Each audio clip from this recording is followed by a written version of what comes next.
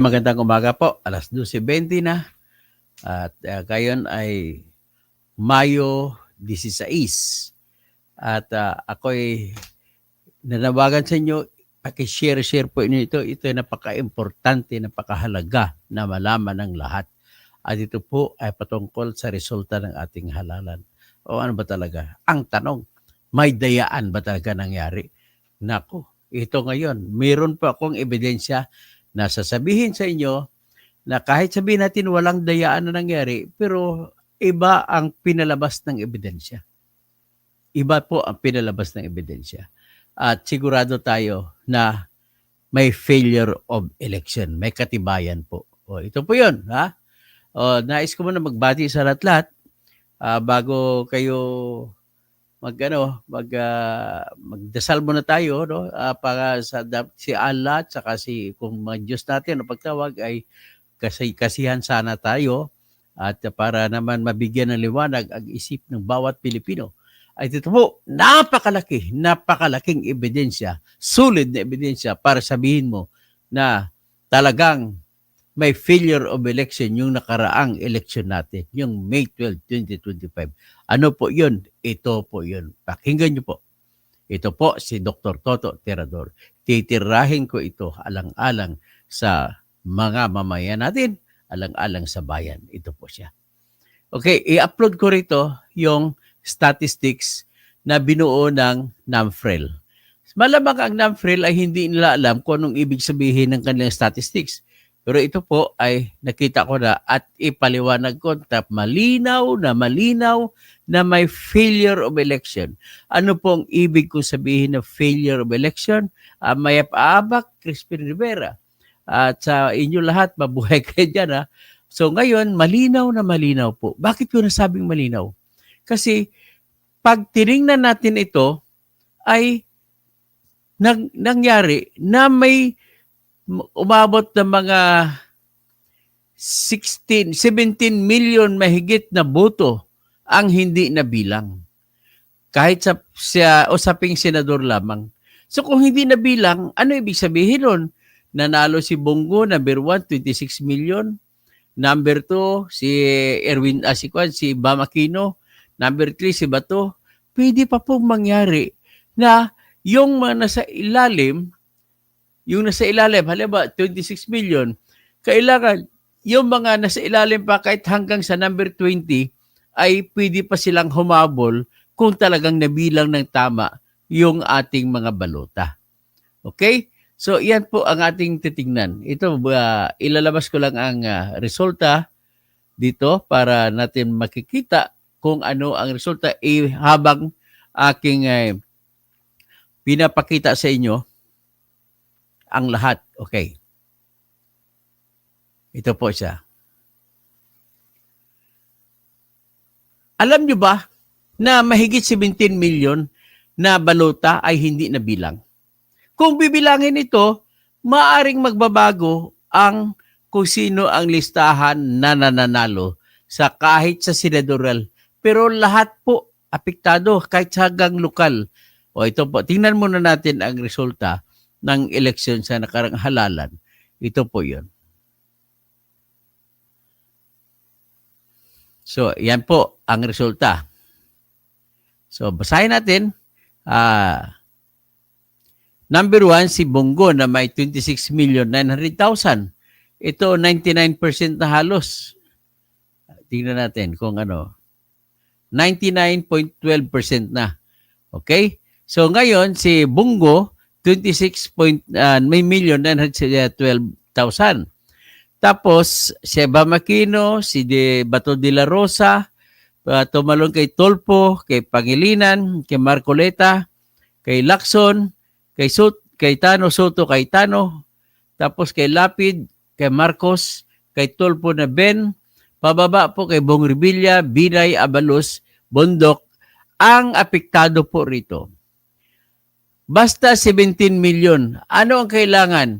So, 26 million minus 17, that is equivalent to, kung halimbawa wala ng boto, may dadagdag kay Bongo, ay pwede siyang matatalo ni Busita na number 20 si Busita. Kasi 9 million si Busita, 786,940 plus 17 million, magiging 26 million siya. Okay. Pwede pa siyang habulin yung number 2, si Bam Aquino. So, yan po ang puntos ko rito. So, ngayon, ang problema po, hindi nabilang yung ganong dami ng boto, 17 million na boto.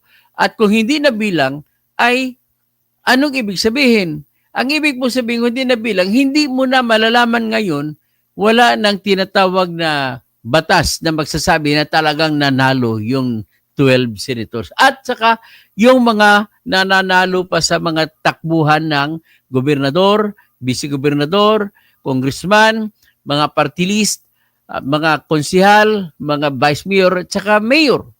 Bakit po nasasabi ko? Ito, tingnan niyo po ang resulta ng eleksyon natin.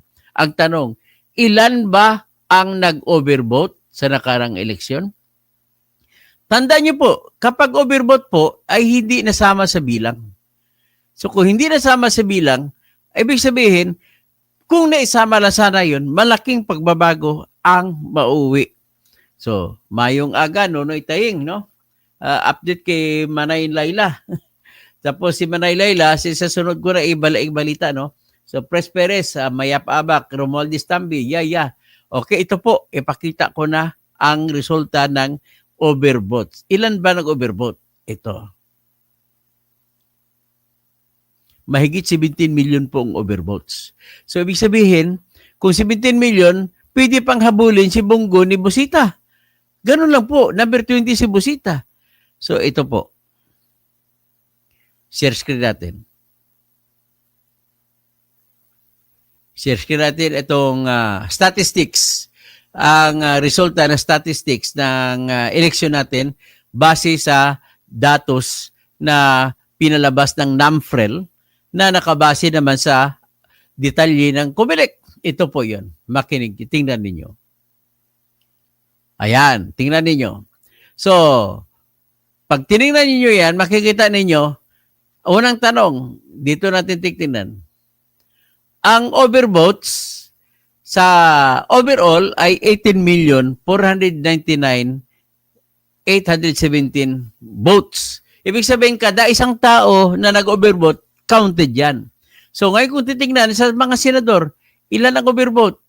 Ang overvote sa mga senador ay 17,028,780. Ibig sabihin po, 17 million na baluta ang hindi nabilang.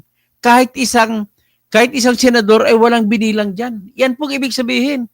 So kung 17 million ang hindi nabilang, at kung nabilang lamang yan, ay maaring mananalo pa yung kahit hanggang number 20.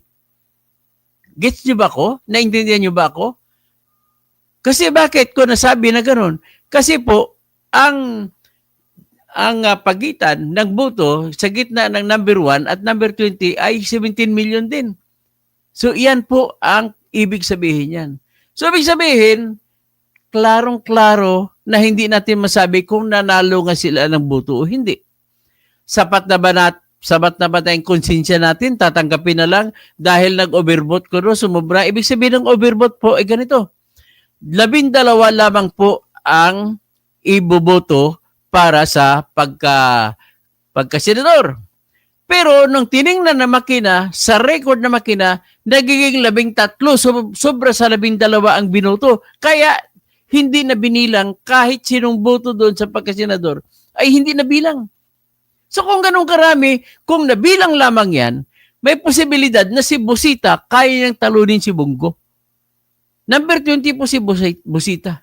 Ganun po ang ibig sabihin. So, ngayon, narinig naman natin, marami po isa dyan nagreklamo. Marami ang si Chit Samuntina, no? Nagreklamo din siya kanyang tama yung boto niya, pinasok sa makina, tama siya, sigurado siya na 12 senators ang binilang niya. Nung tiningnan niya sa screen, ay nandun, tama naman ang boto.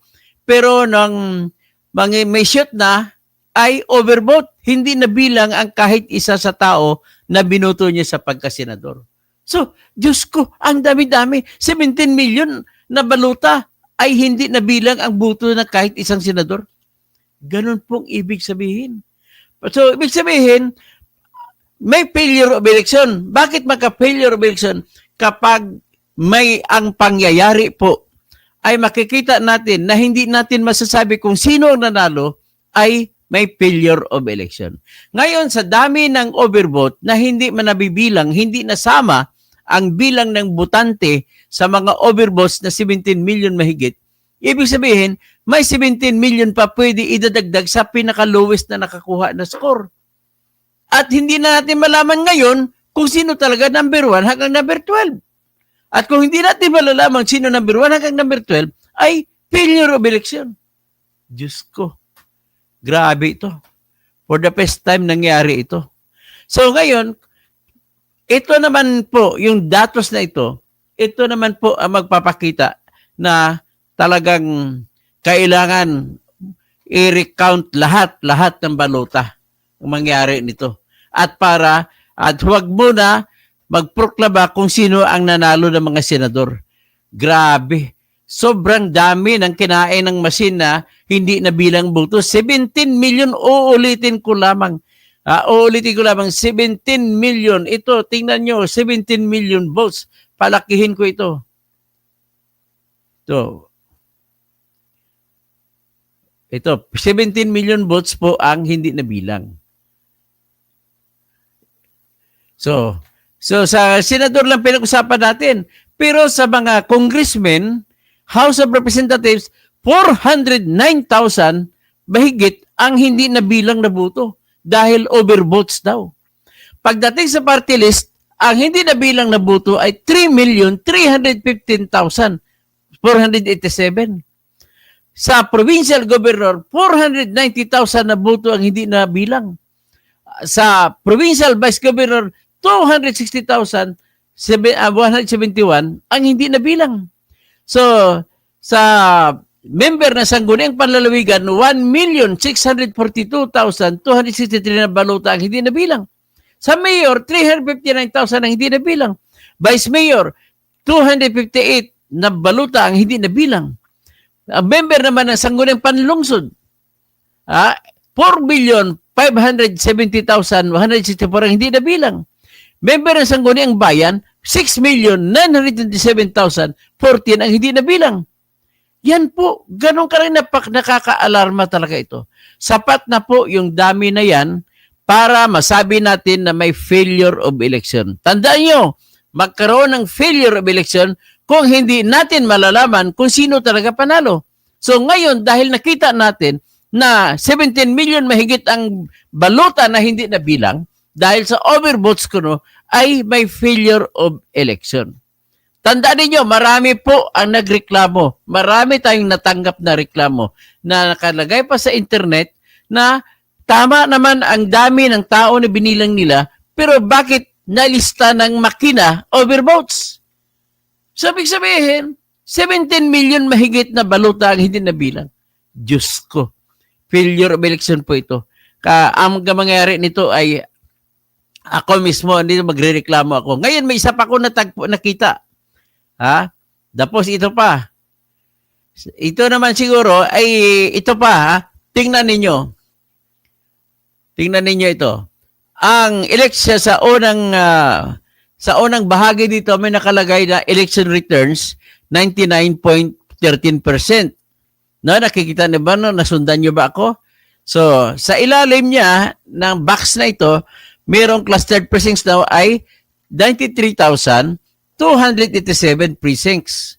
At ang resulta na ipadala ay 92,474. Ibig sabihin, kung ito titingnan mo, ang tanong, gaano ba karami ang presinto? Nakalagay, 93,287 precincts. Kaya pag titingnan mo sa isang datos niya, sinabi niya 99.12% na ang election returns na naipadala. Pero tingnan mo, ilan ba ilang election return o resulta ang naipadala? Sinabi ito, 92,808. Pero tingnan mo, gaano karami ang presinto? Sinabi nito, 93,629. Bakit hindi nagtama? Dapat pariha ang bilang ng dami ng cluster pricing sa itaas at saka sa ibaba. Bakit dito sa ibaba, 93,629. Sa itaas, 93,287. Ito naman, sa voter turnout, nakalagay 82%, 82.83%, nakalagay 56,683,034 voters out of 68,431,965 registered voters. Ilan ba talaga registered voters? Bakit pagdating sa baba, ang registered voters naging 69,773,653. Ano ba talaga ito? Attorney George Erwin Mojica Garcia. Ano ba ito? Hindi ako papayag kahit nanalo pang kapatid ko. Hindi ko tatanggap na nanalo kapatid ko sa pagka-board member kung ganito pala ang labas. Klarong-klarong daya. Hindi lang daya ito. Failure of election na nangyari.